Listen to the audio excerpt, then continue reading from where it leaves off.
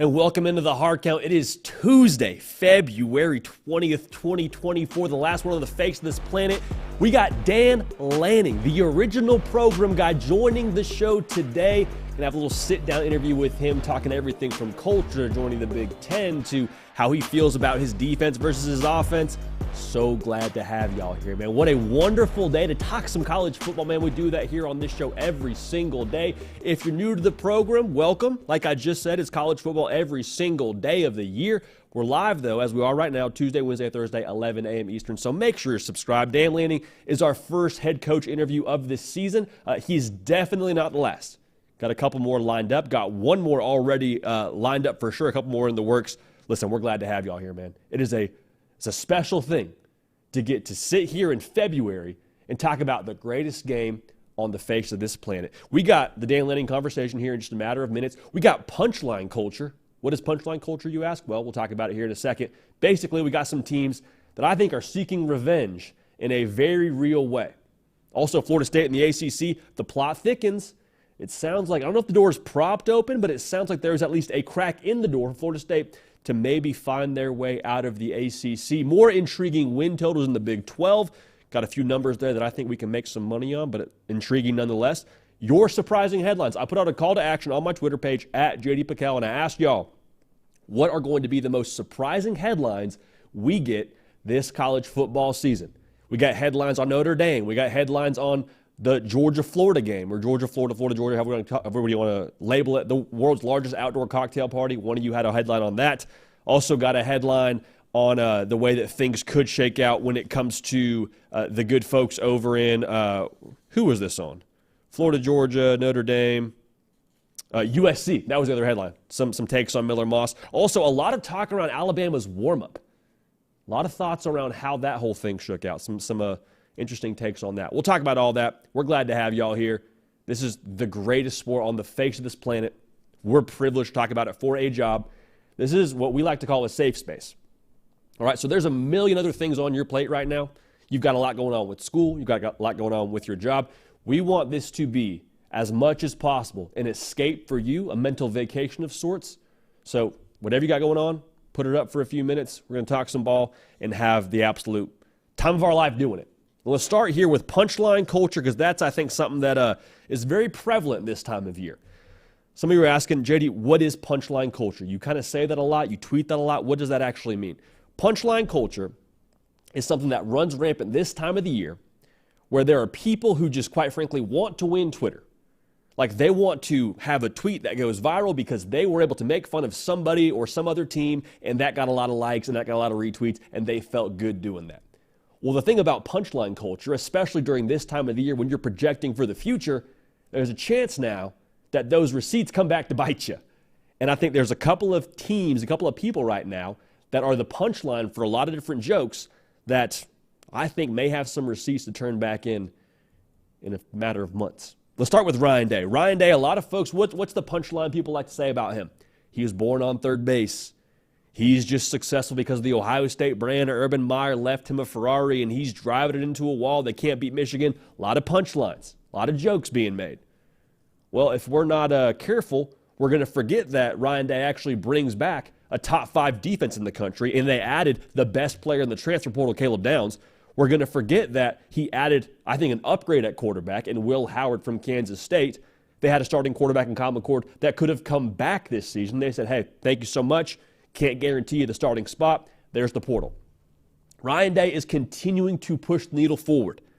And when we look at what could happen here at the end of the season, I believe right now Ohio State is the betting favorite to win the Big Ten. If they do win the Big Ten, I'll tell you what, Ryan Day will have a mountain of receipts he can turn back into the good folks that were making a lot of jokes about him and have some punchline culture that could once again draw the short end of the stick. Miami, another team that is just getting a lot of jokes this time of year, and it is what it is. I understand it. I understand people want to get retweets. They want to get likes. The thing you hear a lot about Miami, they point to the Georgia Tech game where Mario Cristobal should have taken a knee. He didn't, and people say, well, did they put the knee in the playbook? Did they put the quarterback kneel in the playbook yet? Or they'll say, y'all do this every year with Miami. You overhype them. You drink the Kool-Aid. They were saying the same thing about Texas last year. All I see so far from Miami is a positive trend. All I see from Mario Cristobal and his team since he's been there is slow and steady progress. 5-7 his first year, not great. 7-5 last year, a knee away from being 8-4. They go out and get one of the best quarterbacks in the transfer portal in Cam Ward. I think that line of scrimmage is starting to look a lot more like Mario Cristobal would like it to look when it comes to how his team is supposed to be under Mario Cristobal. The ACC is wide open now. ACC is wide open. Say what you want about Florida State and Clemson. I don't see a clear frontrunner in that conference as of right now. So you factor all those things together and then add in the unquantifiable of what does Mario Cristobal's culture look like in year 3. Probably better than it did the previous 2 years. The young talent they have in the line of scrimmage with Francis Mauigoa and Ruben Bain, I'm just saying, Miami could be set up to windmill dunk on some folks when we get to the end of the season.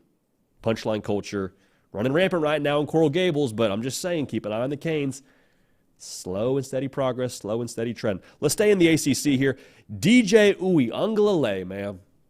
He's a program guy through and through, has had a lot of things thrown his way throughout the course of his college career, a lot of things said about him since he was at Clemson, even at Oregon State. When he committed to Florida State, there was a lot of people saying, are we sure we want him to be our guy? Listen, there's a lot made about him from his Clemson days, and people are quick to make jokes. Let's not forget now, he left Clemson, and he wasn't the solution at Clemson. There's no way around that. But he left Clemson, and Clemson got worse. Okay, so if he was the problem, and you remove the problem, and you get worse, is that really the problem? Just saying, he went to Oregon State. They averaged 30 points a game. Mike Norvell goes out to the transfer portal and takes DJ Uiagalelei. And keep in mind now, Mike Norvell, if there was anybody that was familiar with his game, it's the coach that's coached against him multiple times from when DJU was at Clemson. And also Mike Norvell, let's not forget this, he helped elevate Jordan Travis quite a bit. Jordan Travis was in Mike Norvell's office saying, hey, should I play wide receiver? Ultimately, Jordan Travis ended up having the year that he had last year. Pretty safe to say that Mike Norvell is able to elevate a quarterback's play. So DJU, man, I hope he kept receipts. I think he's going to have a lot of those he can turn in when it comes to the end of the season. Last one I want to get to here, Texas A&M, man. God bless them. God bless the folks in College Station. I was fortunate for all of 15 minutes to work in the local news sector of things in College Station. They love their Aggies, man. That is a die-hard fan base. And there's a lot of folks now that have been making jokes at Texas A&M's expense, and the low-hanging fruit is the midnight yell and the way that they get down with their, pregame traditions and all those things. I understand that that's fine. You wear overalls and you make certain gestures. You're going to get made fun of a little bit. But there's some folks saying they're an entitled fan base. Some folks just throwing the 7-5 label at them like it's just a good time. Now, I understand where that's coming from, but the entitled part of it I never really got, because for A&M, we keep saying in college football, hey, if you dedicate resources, if you put the right things into your college football team, you can expect results. So I don't think Texas A&M is entitled as a fan base. I think they're expectant as a fan base, and more power to them. Now, here's the thing about A&M. They've always had what's required on paper. That roster, say what you want to say about them, extremely talented. Yes, the portal has impacted them. They still got a lot of talent on that roster. They're top 20 in the country in returning production. Connor Wegman, I think he's got a very tremendous what-if factor for them playing quarterback. I think he has a lot of unknowns around how good he could be. We've seen flashes from him when he's healthy. I think the A&M offense has a lot of reason for excitement. And perfectly put for A&M, they have a head coach now entering into the fold for them that has exactly what they need. Because what we just said, if the problem's on paper, then what's the solution? Probably something that's not on paper. Or I'll rephrase that. The problem isn't on paper with A&M. They've got a ton of talent on that roster. So the solution, if the problem, I keep getting mixed up here. A&M's got a great roster. They just need the right guy to put it together. Mike Elko very clearly is bringing to the table what I think A&M needs. Structure, culture, toughness, all those things now. You apply it to that talented roster. Vegas agrees now. 8.5 over-under win total for them preseason. Telling you, okay, hey, A&M, they could be in the neighborhood of a double-digit win team. So I'm just saying, head in a swivel. Head in a swivel for the good folks in SEC country that have been throwing shade at A&M. And I'll say this too. We picked A&M to go 7-5 last season. They went 7-5. I'm here telling you, I don't think this is a 7-5 football team upcoming. I know it's Mike Elko's first year. I do not think this is a 7-5 football team in 2024. But we are in February, so it is what it is. But Punchline culture, man, doesn't have a great track record. Last year, this time, we were talking a lot about Brent Venables, a lot of folks making jokes about him being a head coach and Oklahoma's not playing defense and, oh, they're going to be this and that in the SEC. Like, we'll see what they are in the SEC, but Oklahoma won double-digit wins last year. Punchline culture 0. Brent Venables in Oklahoma 1. I think these teams and these individuals are set up for the same kind of success in 2024. Now, we were extremely fortunate, and we're extremely fortunate in this job to be able to have access to head coaches in college football. I was trying to think of another way to say that. There's no other way. We're extremely blessed to be able to sit down one-on-one and talk to the individuals in charge of some of the biggest college football programs in the country.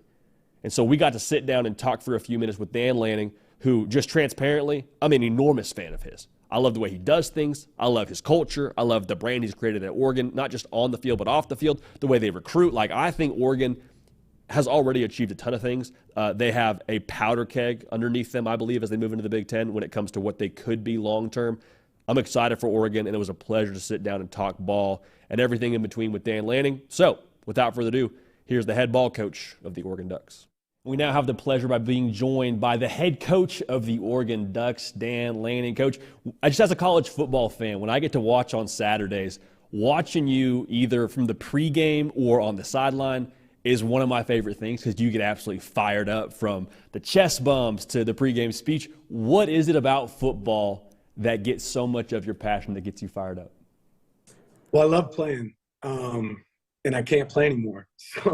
So the next closest thing is coaching, and it's just something fun about it. It doesn't feel like you're working, man.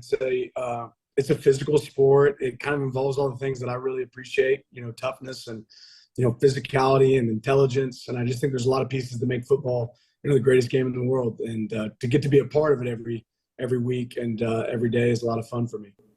And the word culture gets thrown around a lot by different coaches, and it's kind of become a buzzword in college football. But watching your team last year, like the culture that y'all played with on the field, like jumped out of the screen. How do you go about building a strong culture in your mind when it comes to what y'all did last year? Yeah, we talk about our DNA traits a lot, and we always say that. We say if you're watching our team play, those DNA traits need to show up. You need to be able to sit there and say, I can see that, I can describe that. One of our DNA traits is connection, right? And you want to see that connection when you watch our team play. Growth, you want to see us get better week to week, the way we improve throughout the season or even throughout the game. Toughness, sacrifice. So all those things we want to see show up. And I'm certainly maybe a younger coach, but I didn't used to think the culture stuff mattered. Now I realize it's about the only thing that does matter. Well, the last time that you joined us, you gave us just an absolute golden quote. You said, everybody wants the baby, but nobody wants to go through the labor pains today in modern college football. Is there some more labor pains that y'all are going to go through this upcoming season to get to where you want to go? Is there another evolution for y'all when it comes to 2024? I hope so. Because that means you're growing, right? Like, I hope it's not easy. I don't think it will be easy. We've got a talented team, but there's a lot of work to be done for us to be the team that we want to be. And that means there's some labor pains, right? You got to learn through some wins and losses, not necessarily on the field, but off the field and in practice and in the meeting room. So there's some growth in front of us that I'm really excited about. And that means that we're going to experience some difficulty in that transition.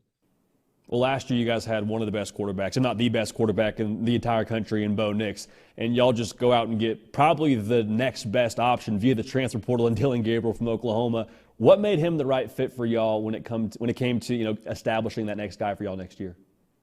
Well, I think we all know that it starts at quarterback. You got to have people that can compete to win, and if you don't have that, it's really hard to win in college ball. So we're really excited about the people we were able to add. Dylan, Dante, the guys that we have in that room right now. But Dylan's proven to be a winner. He's had a lot of success in college football. I think you look at the final stretch of college football last season, you see a lot of quarterbacks with experience. His experience is going to pay off for us, as well as having those other guys in the room that are really talented.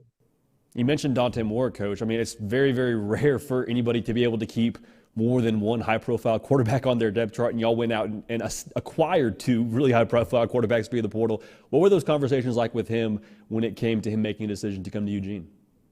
Yeah, it really parlayed off of, our conversation before he went to UCLA to start. And there was a really strong relationship there. I think this place had something he desired and something he wanted to be a part of kind of the whole time. And maybe going somewhere else helped him realize that even more, that this is the place that he wanted to be, wanted to experience, and, some of the guys that he wanted to be able to play with.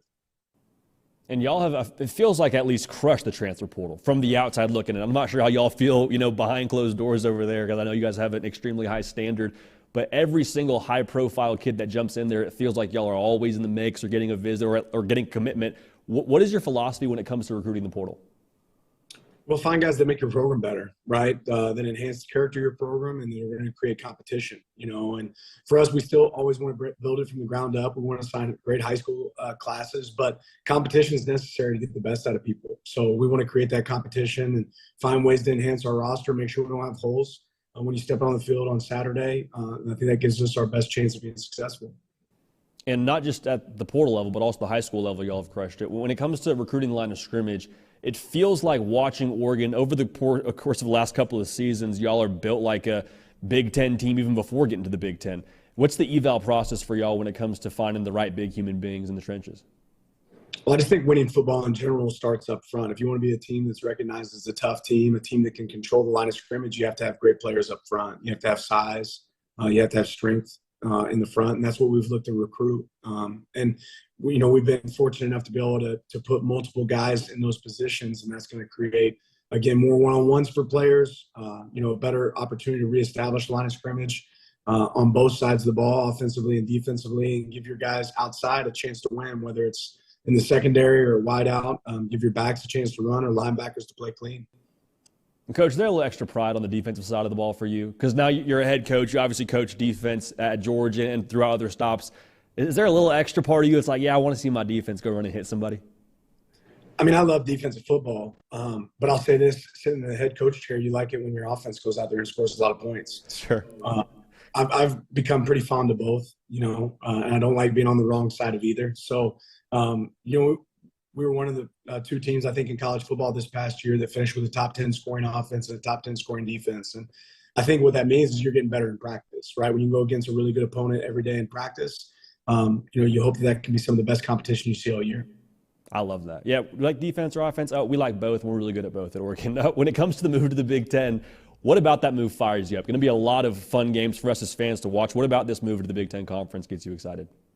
Yeah, I mean, there's a lot of it. Great football, first off. You're going to get to play against some of the premier programs in college football. There's a lot of these places that I haven't been able to go to as a coach, and I've kind of been to a lot of different stops in my stops and in my time in college ball. So just getting to go to some of these places for the first time, I think will be a lot of fun. To get to play some of these teams, I think will be a lot of fun. And as crazy as college football has been the last few years, there's certainly some clarity for us at Oregon with the conference that we're joining and where that positions us for the future.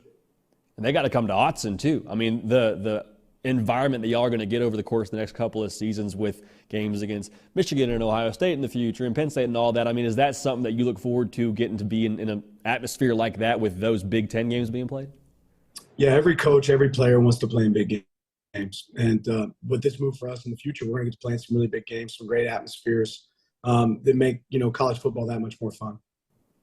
Coach, as a college football fan, we get to consume a lot of the things that y'all's creative teams put together.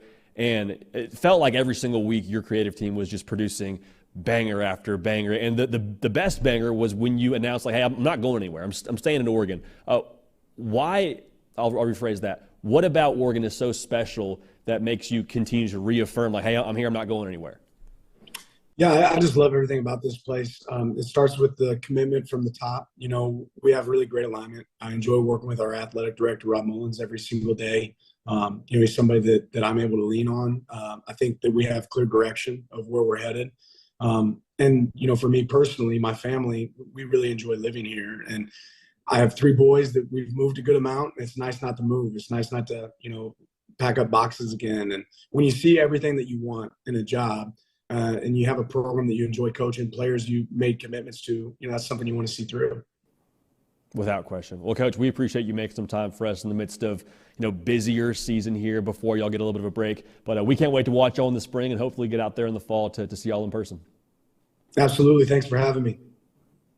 Obviously, extremely appreciate Coach Dan Lanning making some time for us to talk some ball and talk all things Oregon and their move to the Big Ten and culture and how they recruit. I mean, I could sit and talk ball with Dan Lanning all day. I truly believe that Oregon is going to be a national power for years to come, not just because of their brand, but because of how they build their roster, because of the way that Dan Lanning prioritizes talent acquisition, and by nature of what he brings to the table from a culture perspective. So, while we were airing that interview with Dan Lanning, a little bit of breaking news for you. You had some breaking news as it pertains to the college football playoff. The Board of Managers unanimously approved the 5+7 qualifier format. Now, what does that mean? Essentially, in this 12-team playoff, those 5 teams that will be able to have an auto bid of sorts will be the 5 highest-ranked conference champions, and then that 7 will be the next 7 highest-ranked teams as determined by the College Football Playoff Committee. Now, worth noting, those 5 conference champions, Notre Dame, with them not being in a conference, they will not be eligible to be one of those conference champions, to my understanding, or to be one of those 5 teams that get an auto bid. So Notre Dame can run the table, go undefeated. They're still going to be in that group of 7 as opposed to that group of 5. Now, this should also be noted that when it comes to this format, and this was going to be true with the 12 team anyway, and we kind of expected to get this format, with this being the case, with us having this format, that is, you're going to see teams like Alabama and LSU and fill in the blank of these superpower teams that historically we had seen them, if they lose 2 games, they're out of the college football playoff. Not so much in this case. Like, you can, I think in some cases, even depending on your schedule, you could drop 3 games and still find your way into that 7 teams. So when it comes to the future of this format and it comes to the future of the college football playoff as a whole, I think a lot of people were pounding on the doorstep for a 12-team playoff saying, well, it's going to take away from the SEC getting a chance to win all those national championships. It'll even the playing field more. With this format, with us going to 12 teams here, it's not going to decrease the number of SEC and Big Ten teams that we have in the dance. If anything, with it being the next 7 highest-ranked teams, I think you're going to see probably at least 3 of those other teams be Big Ten or SEC. Heck, you might see 5 of that 7 teams be made up of SEC and Big Ten teams. So, well, relative to the college football landscape as a whole right now, just wanted us to touch on that together. I don't think it's wildly surprising to most folks that have kept up with this. I don't know how long we'll have this format long term, because you always hear rumblings about expansion and revising it. But for right now, this is what the college football playoff is going to look like. Again, 5 highest-ranked conference champions plus the next 7 highest-ranked teams as determined by the college football playoff. Also worth noting, in this format, Florida State would have gotten a bye. All right, so I don't mean to reopen a wound there, but it's just worth noting Florida State, they would have gotten a bye given that format. They would have been a college football playoff team. All right, speaking of Florida State now, let's move right along here. This plot continues to thicken when it comes to Florida State and their efforts to get out of the ACC. Andy Staples has a really good article on this whole topic on on3.com. So, one, watch the Andy Staples show that is live every single morning on this platform. I believe they are live at 8 p.m. Eastern, 8 a.m. Eastern. Very important. 8 a.m. Eastern. Very big difference. But he's got a great story on this very topic on on3.com. Here's what we need to know when it comes to Florida State versus the ACC. ACC, Florida State, both suing each other. Okay, so the ACC filed for dismissal against the Florida State lawsuit, or one of their Florida State lawsuits. Now, here's where it gets kind of interesting. In that lawsuit, there is, and I want to be specific how I say this, there is language indicating a willingness to negotiate with Florida State. Now, what that language is, I don't want to get too far in the weeds, because quite frankly, it's a lot of really specific legal jargon that just, quite honestly, the main thing is the main thing here. So you're saying there's a chance. So you're saying there's a chance that Florida State could negotiate their way out of where things stand right now with the ACC. Now, obviously, everybody involved would like for that to be the case in Tallahassee. We'll talk more about that right now. But first things first, make sure you subscribe to the On3 YouTube channel. This is from a live show that you're watching right now. If you're live on YouTube, we appreciate y'all for that. You're a real one. If you're watching this as a one-off video, we appreciate you too. Just make sure you're subscribed so you don't miss our live shows Tuesday, Wednesday, Thursday at 11 a.m. Eastern. Appreciate y'all for that. So, the question that we asked then, if it's possible for them to negotiate their way out of it, or there is language indicating that there's a willingness to negotiate with Florida State from the ACC side of things, the question then becomes, all right, well, how much would it cost? How much we talking here? Name your price. Everyone's got a price. What's yours? Andy Staples in his article estimates that the number to get out of the deal with the ACC for Florida State would be between $150 million and, $572 million. So somewhere between those two. Now, the next question is, would they pay it? Can they pay it? I mean, $572 million, that's a whole lot of money. I think something to consider is Florida State joining another conference, notably the SEC or the Big Ten. That would make everyone involved more powerful in that deal. Whether it's the Big Ten or the SEC, you add a huge brand to your conference. If you're Florida State, you join one of the power conferences going forward into the future of college football. You're going to be one of the halves going forward. And so you join a conference where you're going to get more money. As a result of you joining the conference, you probably bolster the interest and bolster the purse for one of those conferences. They get more money overall. And in today's college athletics, like money is power, just kind of is what it is. So if Florida State were to leave the ACC, if they were to find a way to meet their number that is required, whatever that ends up being, again, between $150 and $572 million, give or take, the floodgates would open. Make no mistake about that. The floodgates would open because if Florida State leaves, we know how this works, man, in conference realignment. It's a buddy system. Nobody leaves by themselves. So if Florida State leaves, I think the natural response or natural thought would be it's either Miami or Clemson leaving with them. And if those 3 or 2 schools leave the conference, if we get one of those, major pie makers leaving the conference, like that value of the ACC, that purse becomes a little bit smaller. And that brand of the ACC begins to shrink, and you probably have other schools saying, all right, well, if Florida State's leaving and Clemson's leaving or Miami's leaving and this pie becomes much smaller for us, I mean, hey, we're all on the same ship here. We see this thing taking water. Maybe we jump to the Big 12 if we're Duke or North Carolina. Maybe we jump to the Big 10 if they'll take us. I mean, that becomes a whole other conversation, a whole other can of worms to talk about. But going back to what I just said, Florida State is the one that is making the pie for the most part in the ACC. That was kind of where this whole thing really sparked, is Michael Alford going to the powers that be and saying, listen, we are the one drawing most of the intrigue here for this conference. So it's not necessarily a fair deal for us to make the entire pie and then bring home a small slice. That doesn't make any sense. If you're Florida State, you're looking at the Big Ten and the SEC and saying, Northwestern's making $35 million more than us per year? Vanderbilt's making $35 million more than us a year. What? How does that add up? How does that make sense? And if you're Florida State, can you blame them? Can you blame Florida State for wanting to get what they're worth in today's college athletics, where it seems like just about everybody and their mama is making moves for their best interest? For Florida State, I have to believe if they were to pay whatever that ridiculous sum of money is to get out of the ACC, if there is somehow a real willingness to negotiate here and there's a real out here to get through the door, I have to believe they're going to make back whatever they have to pay. Like in the long term, to be in the Big Ten, you're going to make a lot more money per year.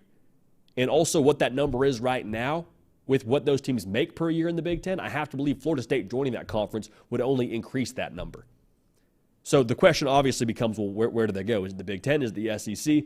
Josh Newberg and I were talking about this yesterday in the office, and he's been pounding this drum really for the better part of the last decade, saying if Florida State leaves the ACC, it will be to the Big Ten. Reason for that being, Florida wants to be the school in the SEC, more power to them, but for the Big Ten, they would love to expand their footprint. They'd love to be a coast-to-coast conference, because then you got USC and UCLA and Oregon and Washington, and then you go all the way down to the other side of the United States, and you got Florida State. There's a lot of talent in the state of Florida now. We all understand that. We've talked about that a fair amount on this show. There's a lot of talent in the Sunshine State, and having Florida State in your conference gives you more access to it. Because then, if I'm Michigan, I can go into a living room in Florida and say, hey, your kid is going to play a fair amount of games during his career in your state. Come to Michigan. You'll be able to see your kid play a couple times throughout his career. It's a good deal. I'm telling you, it's a real selling point for a lot of kids when it comes to their recruitment. Here's the real thing I want to talk about when it comes to this whole conversation. And I've said it a couple times when it comes to conference realignment. Like, don't trust anyone. Don't trust anyone. Because the rooms in which these conversations are happening are so freaking small, they get to control the narrative. They get to tell us whatever they want to tell us, whatever information that gets out because they want it to get out. And then on the backside of that, they get to actually do what they're doing behind closed doors. There is just the perfect cover for any kind of conversation they're having because there's so few people involved there. So they get to make this headline and leak whatever they want to leak to the media over here and make this big scene, and then all the way on the other side of things, it's, well, actually the deal got done. And Josh Newberg said it perfectly when we were discussing this. He's like, it's always impossible until it isn't. And that's the exact same thing we heard with Texas and Oklahoma. It's impossible they can leave the SEC early. A week later, it gets done. We heard the same thing with Florida State. Hey, the grant of rights, it is ironclad. It's lock solid. There's no way anybody is getting out of that deal. And now we're having this conversation around there's a willingness to negotiate, name your price kind of thing. So what do I think is going to happen? I think Florida State's leaving. When is that going to happen? I don't know, but there is too much money involved for Florida State. There's too much money to be made for Florida State to stay in the ACC. So what are they able to pay? That's a great question that I don't know a lot of people know the answer to. How much would it take? Again, we're speculating it's somewhere between $150 million and $572 million. If there is an opportunity for them to get out, they will move heaven and earth, in my opinion, to get out. Because there is not a world where Florida State should ever make less money, and this is no shade to anybody else, they should not make less money than a Northwestern or a Vanderbilt or a Rutgers or whatever other school, other brand that exists in the college sports, college football landscape. So Florida State and the ACC, the plot thickens. When is this going to happen? I feel like it's one of those things that as the buzz grows, the feeling around it kind of feels like it'll happen sooner rather than later. Now, that could be 2 years. That could be before the season. I don't know. But Florida State have to believe they're getting out, and I wholeheartedly believe their next stop would be the ACC. So we'll see. As usual, we'll see. There's always a buzz. There's always a little bit of rumblings, and they kind of die down. We're told it's not going to happen, and then eventually a couple weeks later, it ends up happening. So again, trust nobody. If your mom tells you conference realignment facts or they tell you reports, don't trust her, right? Do not trust her. Trust nobody when it comes to the college football realignment saga.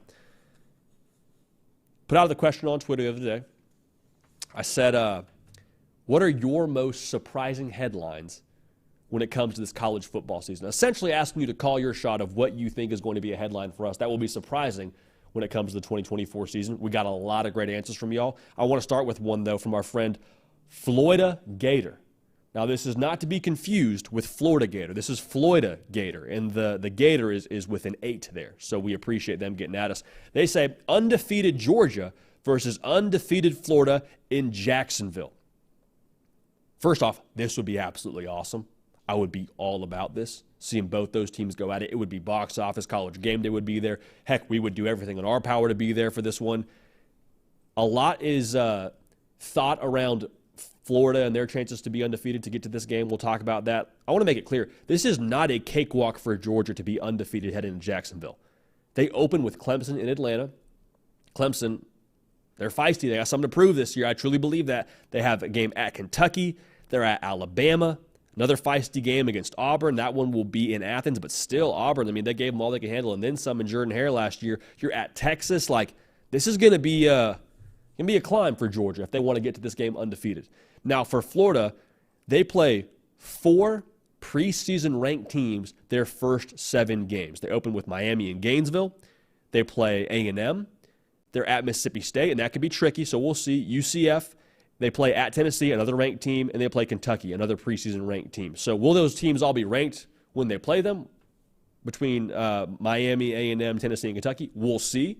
But the bottom line here is this is a gauntlet for Florida on the front and back end of their schedule. So if Georgia goes undefeated leading into this game, this just reaffirms like that Georgia is a factory.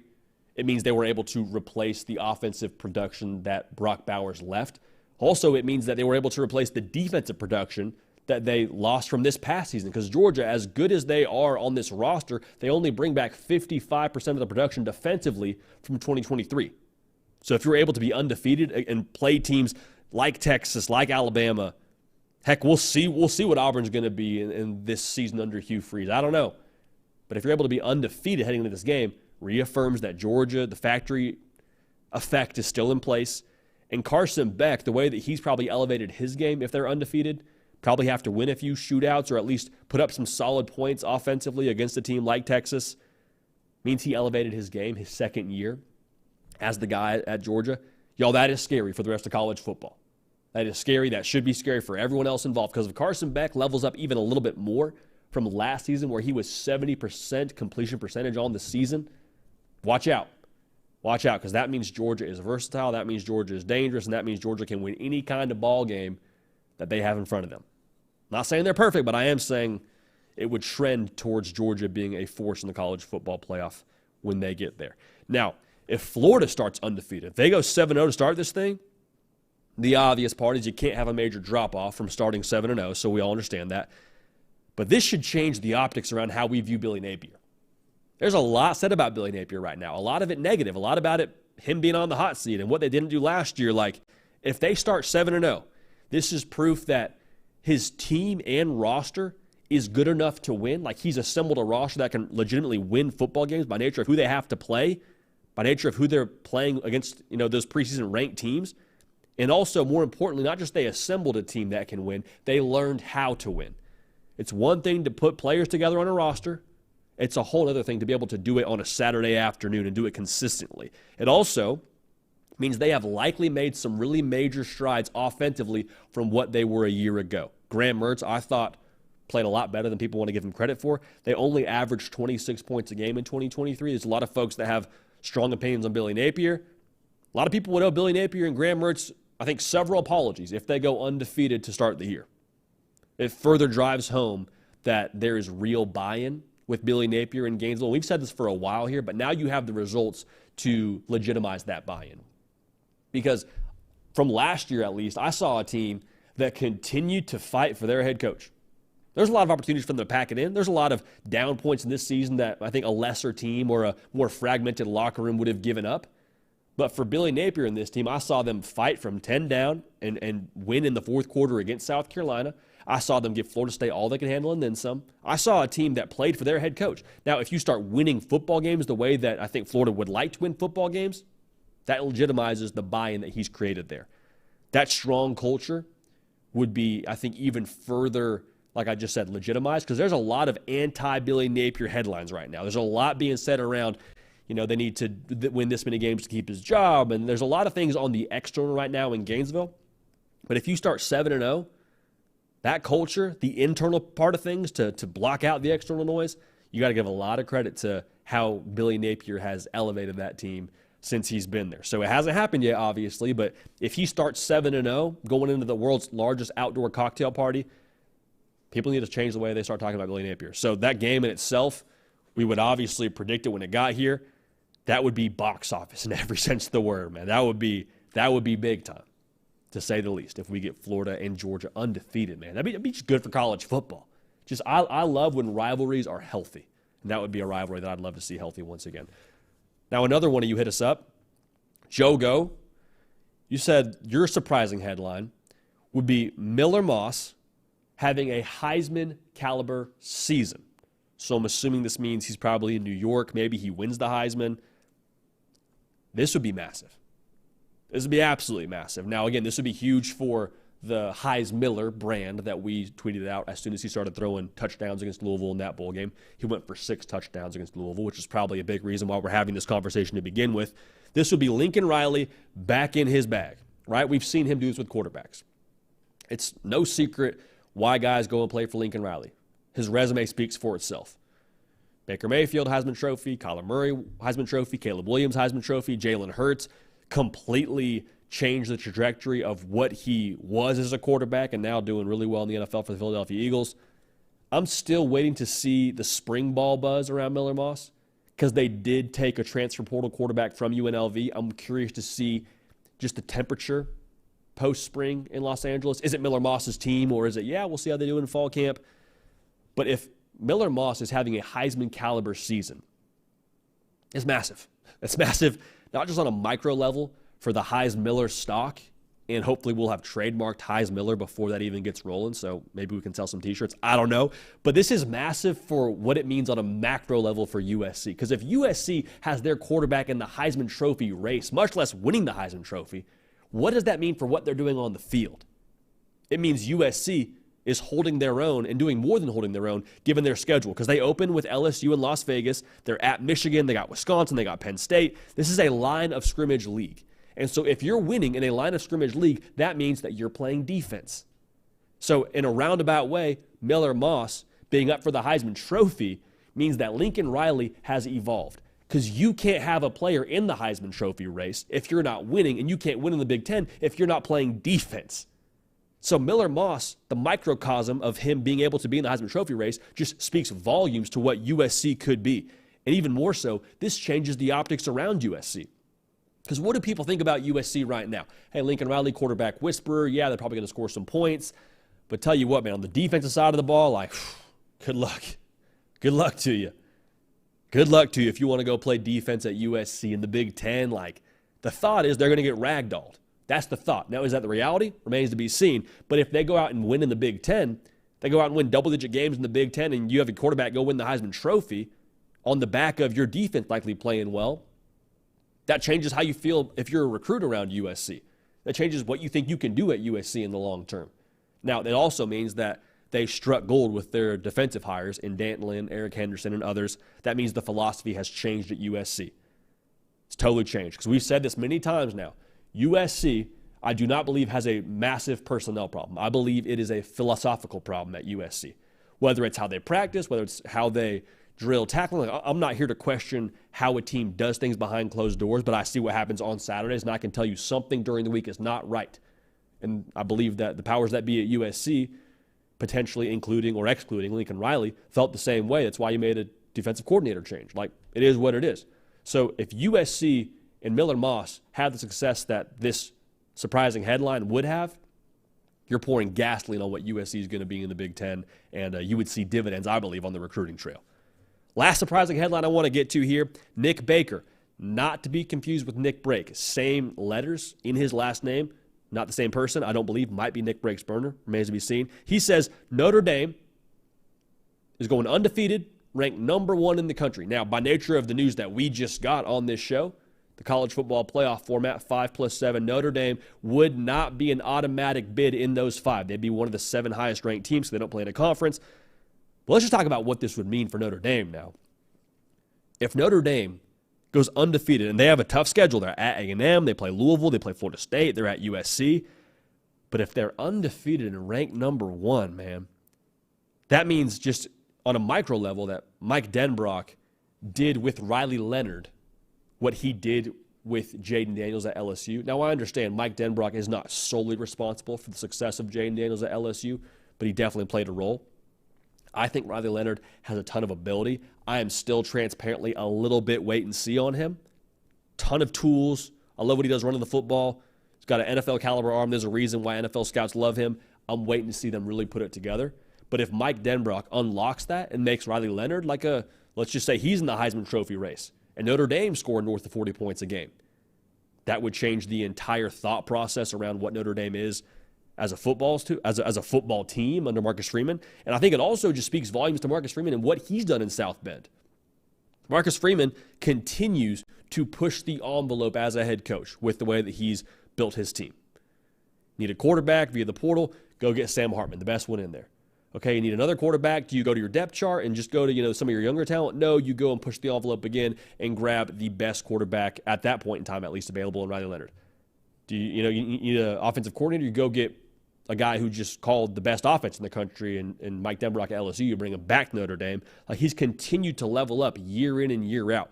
And so this would be tremendous optically for Marcus Freeman. It'd be tremendous optically for Notre Dame. Because remember now, when Brian Kelly left for the LSU job, Notre Dame did not do a national search. They did not name an interim coach. They went right to Marcus Freeman and said, "You're our guy. We're rolling with you. Let's go." And if they go undefeated and finish number 1 in the country, got to feel pretty good about yourself if you're a Notre Dame fan. Got to feel pretty good about where things stand in South Bend. The glass ceiling would be shattered. There'd be glass everywhere. You'd be brushing off your shoulders and careful not to get cut, because Notre Dame, what's always been said about them? What's always been the thought? Yeah, they've really, great tradition, great brand, but there's kind of this governor on them geographically, kind of in a weird spot in South Bend. Academic standards make it tough to recruit. They're not in a conference. Does that scare away recruits? I don't know. There's all these different thoughts as to why you can't be successful at Notre Dame. But if Marcus Freeman, in the short amount of time he's been head coach, leads them to a number 1 ranked season, undefeated season, glass everywhere. And that would change, again, the way that you view Notre Dame. Whatever you want to do, Whatever you want to do on the football field, you can accomplish it at Notre Dame.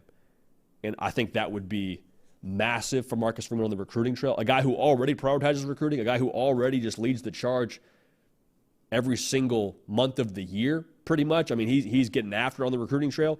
That would just provide more proof of concept and make them even more dangerous when it comes to how they recruit in South Bend. So I love those surprising headlines. We appreciate y'all getting at us with those. Again, get at me on Twitter, Instagram, at JD Piquel. Hit me with those headlines, and we'll unpack them on the show as we just did. So we'll keep on rolling here and have ourselves a good little time. Now, speaking of getting at me on Twitter and on Instagram, a lot of y'all followed us during the season when it came to Against the Suits. Now, Against the Suits, for those of y'all that aren't familiar, is our betting segment on this show. Week in and week out, we give you picks. We make sure we pay for the Christmas presents a little bit early, like we like to say on this show, with the winnings that we get. Take a look at some of these preseason win totals in the Big 12. Couple intriguing ones that I think we need to unpack together. These are all per FanDuel, that is. Now, FanDuel, we keep saying this every single segment. Figure it out. FanDuel, tighten up, sponsor the show. The ball is in your court. Get at us. We're not hard to find, like Coach Prime says. Now, we're going to talk about the Big 12 right now. We're going to get to Coach Prime here in just a second. But before we do, how about Kansas State? Their over-under win total is 9.5 wins in the preseason. And Kansas State, man, I'll just say this. They feel a lot like the middle child of college football. Year in and year out, all they do is win, it feels like. Every single year, you know what you're going to get from them. But we always seem to kind of pass over the Kansas State hype every year. Chris Kleiman and the boys, I think, are going to be a contender in the Big 12 conference for a Big 12 championship, that is, in the new Big 12. Vegas is telling you as much. 80% of their production is back from a year ago on defense. That's top 5 in the country. They allowed 23 points a game. Will Howard starting at – no, not Will Howard starting at quarterback for you. He's gone to Ohio State. Instead, enter into the fold Avery Johnson. And Avery Johnson, one, I think is going to be a stud for you. Two, I think he fits a little bit more into the offensive style they want to play at Kansas State. Now, I understand that Colin Klein's also – he's gone as well at Texas A&M. I think the offense will still look similar. I think you'll still have a fair amount of the quarterback design run mixed in there. I think he's a little bit more explosive running the football. I think he adds a little bit more home run to what you can do offensively. Most of your heavy lifting from a schedule point of view for Kansas State is done in September. You're at Tulane. That'll be sneaky. Again, at Tulane. Tulane doesn't come to Manhattan. You have to go to Tulane, play Arizona, Oklahoma State. After September, I think all your games are really pretty winnable. If Avery Johnson can make your offense versatile, no questions about what he does running the football. But if he can be a steady force for you, pushing the ball downfield, you keep those safeties honest, you keep those linebackers from being able to trigger quickly, and they got to kind of pat their feet a couple times, I think Kansas State has all the makings to be a 10-win football team. Let's move on here. Colorado, over under 9.5. That would be ambitious. We'll rephrase that. Colorado, their over-under win total is 5.5 wins. Now, some folks are saying, whoa, 5.5 wins? Some of you think that's way too high. Some of you think that's way too low. I think that's just right. I think if they make a bowl game in year 2 under Coach Prime, that is massive success. Remember now, before Deion Sanders got there, they won 1 football game. 1. They won 4 last year. That's progress. If you win 6 this year, that's phenomenal. They got some real pieces in Colorado now.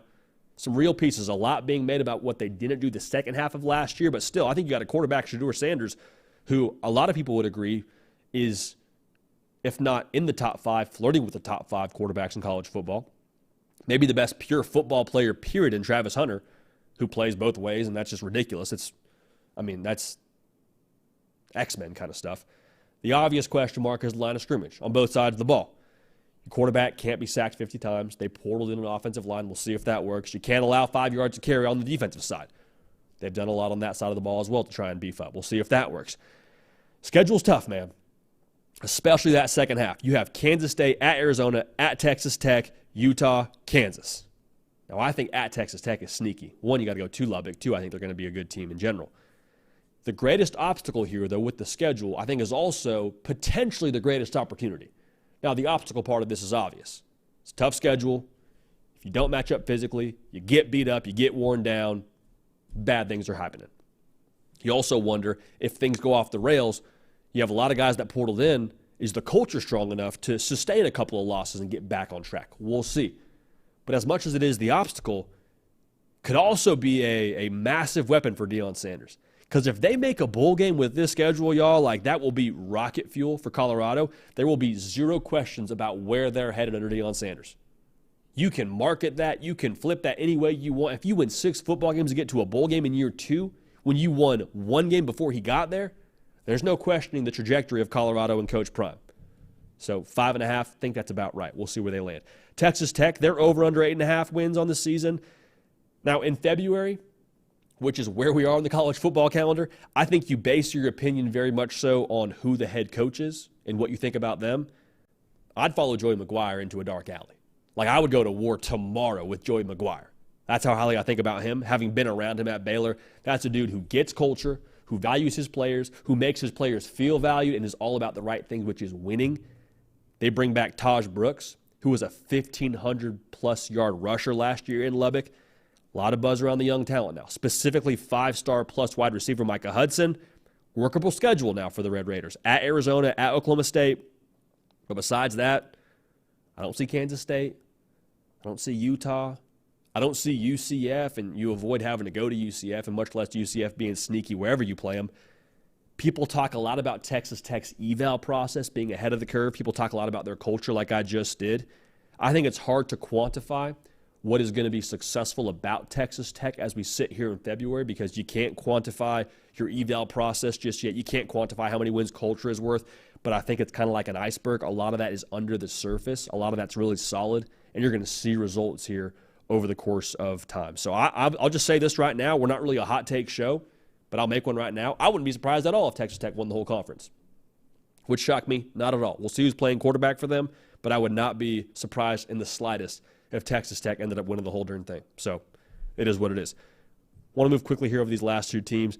Kansas State, I said Kansas State. We already talked about them. Kansas, their over-under win total is 8.5 wins. Can we just acknowledge how cool this is? Kansas was the butt of a lot of jokes. They were, I mean, heck, we did a punchline culture segment on Kansas. They would have a ton of receipts.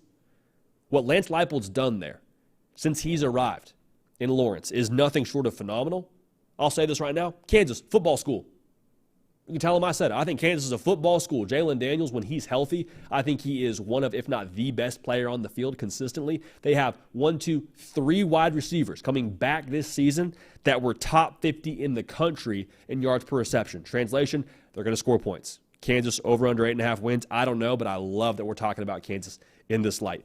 Last school I want to talk about here, tied for the highest win total in the Big 12 conference preseason with Kansas State. The Utah Utes, man. This is Vegas telling us what we already know, but re-emphasizing, if we want to say that. They're telling you they can win the whole conference, can Utah. Number 16 in the country in returning production. And you factor in the best flow in college football is coming back in Cam Rising, who didn't play last year, playing quarterback for you, though. He led you to a Rose Bowl. I love what they bring to the table. I think they're going to be on an absolute mission this year. Will Kyle Whittingham and company. I know what I'm getting with them. I know what I'm getting in this team. They're at Oklahoma State, have Arizona. Those are the only 2 games that you maybe raise your eyebrows at if you're a Utah fan. Again, with Kyle Whittingham and company, I know what it is. I know who they are, and they're going to be vicious, I believe, this upcoming season in the Big 12 Conference. So a lot of intriguing win totals to get at there, but get at me on Twitter, get at me on Instagram. Let me know what locks you're rolling with when it comes to these win totals within the Big 12 Conference. FanDuel, ball's in your court now. Let's get after it. Appreciate everybody dialed in live, man. We love having you all part of this show.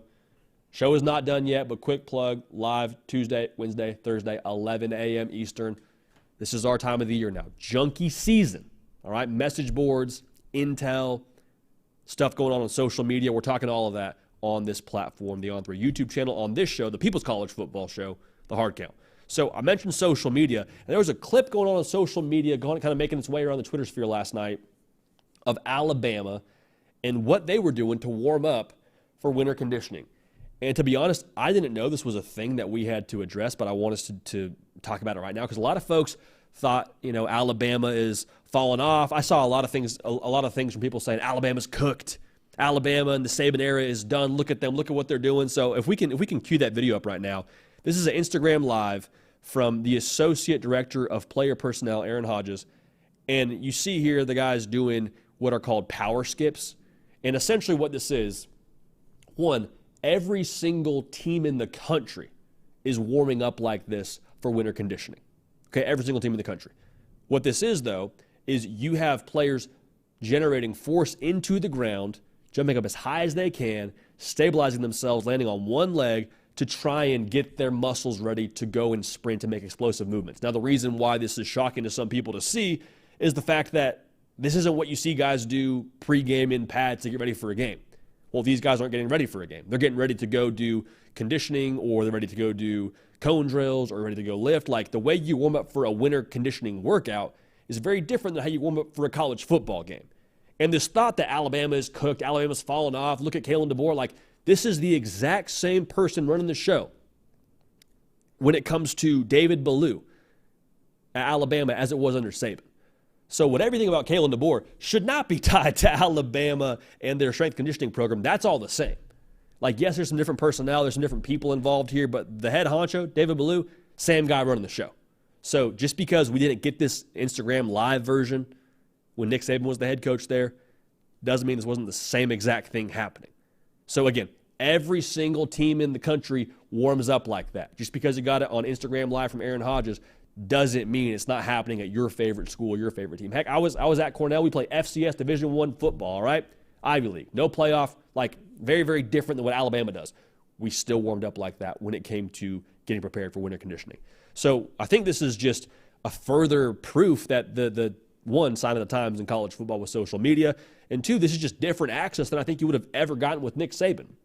Like, On3 put out just an elite tweet from the social team yesterday, and it was highlighting Kalen DeBoer being the first Alabama coach to use social media. Nick Saban never used social media. Never touched it. Was still the greatest of all time, still racked up number one ranked classes. And Kalen DeBoer just quote tweeted an Alabama football tweet from the Alabama main account highlighting some of the student athletes of the week. Just because Nick Saban wasn't having guys Instagram live during workouts, and Kalen DeBoer and his associate director of player personnel had a short video stream of guys getting warm for a workout, there's no success that we can project here, or lack of success we can project here. Everybody does it. It's a new coach. It's a new staff. But the head strength conditioning coach, David Ballou, that is the same. They were doing that behind closed doors anyway. So folks that are having an issue with this and making statements on Bama and Bama's this, Bama's that, like, they're just very much so out of the loop and not familiar with what happens during winter conditioning for college football teams across the country. No shade, just calling it how we see it, calling a spade a spade. It is what it is. Now, understand some of those movements from those guys, some of them look less natural. If you're a big 300-pound human being doing a power skip, putting all of the force of your body on one leg as you move from bound to bound, like, yeah, that might look a little bit different. Dude's trying to get warm for a workout, man. It is what it is, all right? It is what it is. So before you throw shade, just go out in the backyard and try that a few times. And then also imagine being 300 pounds trying to do that. So it is what it is, but we're all for it. We're all for it. Get warm. You're ready to roll for your winter conditioning, man. Crazy time in college football. Crazy time in college football. One, that's winter conditioning. That's high anxiety time. Two, it's crazy time in college football that we're talking about a team warming up for a winter conditioning workout during our college football show. But it is what it is. It is what it is. Hey, People's Champ, producer of the Hard Count, Nick Brake, joining the show. Nick, what's up, baby? How we living? Good morning, JD. You look good. I appreciate it, dude. You feel good? I do. So we've in this new little setup. It's like it's temporary studio, but it's gonna be our studio for a long time. Yeah. I don't really quite have an area to like have this because it's all so compact over here. So I'm kind of like 12 feet away from my computer. So it's gonna be fun asking questions today, JD. It's kind of like test some eyesight. It's kind of like the Kansas Jayhawks playing in Arrowhead. It's Yeah. like it's temporary, but it's temporary not really. You know what I mean? Like they're using it for the entire season. So like, Yeah. are we the Kansas Jayhawks of YouTube? I don't know. They're gonna play a few games in the soccer stadium there too. So the weird capacity difference will be insane. You got a lot of people there. Okay. Well, there's only 17,000 seats in that stadium too. Oh, really? Okay. Yeah. Interesting. Versus, the huge Arrowhead, they'll pack Arrowhead. that thing out. Yeah, exactly. But JD, everyone needs to get their questions in. The debate today, and man, there always are, It's about those discussion, the most surprising headlines, JD. Oh, really? Okay, that's fun to see. Mostly about Florida, JD, saying that I forget his name. What was it? Floyd. Florida Saying that was a little bullish, and that's not going to happen. JD, is there any path to what was it, 7-0, or do you think that was just a very wild take? Listen, it's the wildest sport in existence. So far be it from me to say what will or won't happen. I would be surprised if we were sitting in a world where Florida was 7-0. That's, just by nature of the schedule being brutal. And also say this, like, they could be 4-3, 3-4 going into that stretch and still be a really good football team, which isn't me trying to carry water for Florida. Like, just the reality, you play 4 preseason ranked teams between Miami, Tennessee, A&M, Kentucky, all 4 of those teams right now in the top 25. So we'll see where they are when they play them, but like Florida will have their work cut out for them. And if they go 7-0, put some respect on their name. Put some respect on Billy Napier's name if that happens, man. Yep, absolutely. Game's not played on the keypad, is it, JD? Game's not played on the keypad. It's not. Jonah Hall says, JD, could Coach Heupel be a top 5 head coach after this year? Maybe top 10 if that's not achievable. What do you think? I mean, never say never, right? Top 5 would be a little bit. I mean, I think they would need to be like national championship level if he's going to be top 5. I think it also depends on what your criteria is for a top 5 coach in the sport. Like we did our top 5 head coaches in the sport right now, and a lot of what we based it on was, can you win a national championship in the next 2 seasons? And so you had a lot of the usual suspects like Kirby Smart was number 1. I think Brian Kelly and what he's done, his track record is just undeniable, and the way that he's working at LSU absolutely could win a national title in the next 2 years. We had Mike Norvell at number 5. And we caught some pushback on that. If you put Josh Heupel up there, I wouldn't have a ton of pushback on that. I think he's definitely top 10 in the sport right now based on our criteria, but could it be top 5 next year? It's going to be a lot of fun to see. A lot of fun to see what Tennessee is. If the Nico era begins, man, it's going to be a whole lot of what-if factor there. Ain't no telling what Nico's going to be, and if he is what we think he could be, definitely propel Josh Heupel to that spot. JD, if you had to choose... No saying both are great. Sandman says Red River Rivalry or Florida, Georgia. Which is a better game? So I've never attended either. Okay. I've never attended either. That factors. We've seen Georgia in person. I've seen Texas in person. I haven't seen Oklahoma in person. I haven't seen Florida in person. I will say, based on the venue alone and based on the competitiveness of the games the last couple of years, not counting 49-0, I'm going to go Oklahoma, Texas right now. Having the Cotton Bowl, having the Texas State Fair around it. Like, I would love to be able to get to that game this year. Red River gets my vote. I would agree. How about this one? This is a cool, this is a tell JD from OG Gary. We always love those. Oregon 13-0, Utah 13-0. FSU 13-0, LSU 12-1. That's his top 4. Okay. What would you say? I would say good for Utah. They won the Big 12 the first year. LSU, so that means LSU won the conference. Garrett Nussmeier, his first year starting for LSU, him sticking around, paid dividends. They probably scored a lot of points yet again, probably bolstering their recruitment even more what they have on the field, or with their on-field product, that is. Yeah, that'd be massive. That'd be absolutely massive. The fun part now, too, is we're not just talking top 4. We're talking top 5 and then year 7, like the 5+7 format. I think it's a good way to start. I think you got to go 5+7 to start.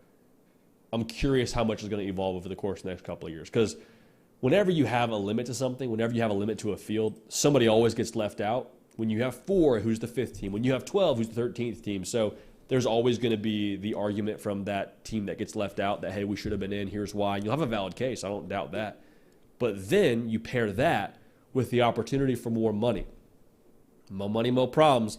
And more problems would be adding more teams to the college football playoff, in my opinion. Another topic for another time. But I wonder when that's going to happen, because more teams need more money, and there's going to be when people see dollar signs, there's funny things to them, Nick. JD, I wonder. Funny things. I wonder what your opinion is on the college football playoff expansion. Yeah, I mean, how long do we have here? We just filled an hour. So yeah. What's another hour? What's another hour? Just to chalk it up to just talking ball and expansion and all that. Yeah. Right? Man, you could fill an hour. We could do it. And the fun part is you and I would go back and forth and probably have Very valid cases on either side. And we'd finish the hour and say, I don't think we made any ground. If it was you versus me, I'd probably phone in Andy Staples because he's far more qualified. He's pro-expansion. So that would be a discussion that I would pay for. Yeah, I think, I could see us going back and being forth. on pay-per-view, actually. Yeah, that would be pretty cool. A few more to get to here. Braxton All says, JD, wild take, but South Carolina goes to the playoffs in the next 2 seasons. So one of the next 2. One of the next 2 seasons. Like they're going to make it in the next 2 years. Yeah, I mean, I'm just thinking out loud here. So Lenora Sellers then is a star. That's obvious. The other part is Shane Beamer had a lot of success this year because you got some people calling for him to be fired, and that's one that I think is a bit of a stretch, just so we're all on the same page. I don't think he should be on the hot seat given one down year. He's had 2 tremendously overachieving years that raised the expectations. I mean, I'd love to see it. I'd love to see it, Nick. We'll see if that happens. I don't necessarily have a take on it right now, but I'd love to see it. I'd love to see it. Again, Lenora Sellers probably holds the key to that as of right now. You said that Lenora Sellers was in the Rec Specs Mount Rushmore? Dude, yeah. Especially if they make the college football playoff. Lenora Sellers, the jersey. Yeah. Just the NIL possibilities, Nick. Oh, there are plenty, Lenora man. Sellers, dude. Yeah, absolutely. I don't know who makes Rec Specs. Is Rec Specs a company? I have no idea, JD. I didn't know. Remember, you guys were clowning me because I didn't know what that even meant. Oakley, Ray-Bans. Yeah. I mean, gosh, who else makes glasses? Burberry. Like Lenora Sellers, just pick your brand you want to roll with. Pick all the brands you want to roll with. And go for them all. Take a bath in the money, like that GIF where the guy jumps off the diving board and does like a somersault in the money. That's Lenora Sellers if he's balling with the Rec Specs NIL. Yep, absolutely. Where's the show gone, dude? Where are we at right now? I don't know. Hey. One more? What do you say, one more? Yeah, one more before we get to the last one. Dezu says, tell JD I'm a college football junkie because of you guys. So, shout out to you. Heck yeah. Thank that was you. Big Joe? That's Dezu. Well, shout out to Big Joe. I'm getting to Big Joe. Shout out to everybody in the chat right now. We love that. We appreciate y'all. If you're locked in right now to this show, you're a psychopath for college football. We freaking love you, man. We freaking love y'all being a part of this. So thank you for that. And that's extremely genuine. So, heck yeah. Okay, so we've got. Can we get to 2, JD? Because there are 2 teams we don't talk about a lot. Let's do it. It's junkie season. Let's do it. With that being said, though, Javier, Jared, come back tomorrow. Ask your questions. We're running short on time. We want to get to these 2 because they're questions about teams we don't normally get to. So with that being said, Big Joe says, chances Kansas is able to run the table this year and years to come. Are they the best player development program in the Big 12? That's an interesting question. That's interesting. The problem with that statement in my mind is you got Utah in the conference. They're a really good development program. Can they run the table? Man, listen, you got a quarterback, you got a chance. We say that a lot on this show. It's definitely true. I'd be surprised if they ran the table. I'm a big Jalen Daniels stan. I think when he's healthy, you have a chance in every single football game that you play in. They're going to score a lot of points. Running the table feels a little bit ambitious, but if it were to happen, we've been very clear. We're big fans. We're big fans of what they're doing out there in Lawrence. We're big fans of Lance Leipold and making Kansas a football school. March Madness will get here when it gets here. We appreciate March Madness. It's a football school, all right? So we're going to stand on that, and we'll stand on that business, Nick. How's that? Sounds good. Last question. Like I said, come back tomorrow, ask your questions again. But key to success, says JD, wild take, but Georgia Tech wins the ACC in the next 2 years and makes the playoffs. Boom. Love it. Boom. Hey, that'd be awesome. That'd be awesome. Call your shot. I mean, it's February. Shoot your shot, King. I like that. I mean, think about this, too. Atlanta, if they're able to get some momentum, is Georgia Tech. I think Atlanta's easy to recruit to. Capital of the South, unofficially, in my opinion. I'll be all about it. Hey, shout out to everybody in the background, too. We've had a lot of good people pass through the background here. And they are not paid extras. They're just blue-collar, hard-working individuals. Yep. Trying to make a buck. You know, Nick? Absolutely. Yeah, IT team was moving around. The video team's directly behind you. Hard hat, lunch pail operation, man. Absolutely. Gritty outfit over here in Nash. Huh? That's what we've got. That's what it is. In the official capital of the South, JD, I might add. Is that so? So is that a true statement? Okay, no, I didn't know. It's a debate because you would know if it was actually the true state. No, I don't think such a thing exists. But I would argue Nashville. It's up there. It's definitely up there. That's probably the debate. That's probably one. Maybe Birmingham is up there too. What do you think? Maybe 20 years ago. 20 years Declined in ago. population a lot, Birmingham has. You just windmill dunked all over Birmingham. No, and I like Birmingham. That's crazy. I like Birmingham. But Huntsville actually took over population in Alabama. So The tectonic plates are shifting. They are. Just like in the college football conference world. It all comes back, man. It all parallels. It You sure got any does. takes for the folks? We got any break takes before we leave? I do not. Nothing? I do not. It all connects. It all connects. Andy Bernard. It all connects. I love it. Nick, appreciate you, brother. Same time tomorrow? Same time, same place. Heck yeah. Same time, same place. Hey, there's no better like closing statement than just pointing to the background behind us. The backbone of America out there just crushing it. Tomorrow on the show, Pete Nakos talking the college football playoffs new format, 5+7. Going to be a lot of fun to unpack that with him. Probably get some thoughts from him as well on Florida State, where they stand with the ACC, just making sense of really high intellect things for me before we get on the show. He's going to do the same for us during the show tomorrow. Hey, we appreciate y'all, man. Subscribe if you haven't already. We're glad to have you all a part of this. It is a genuine joy and pleasure to talk ball with y'all every single day right here. Something we do not take for granted. Just hilarious when you do it for a job. We thank y'all for that. We appreciate y'all. We love y'all. We're going to keep this party rolling. We will see y'all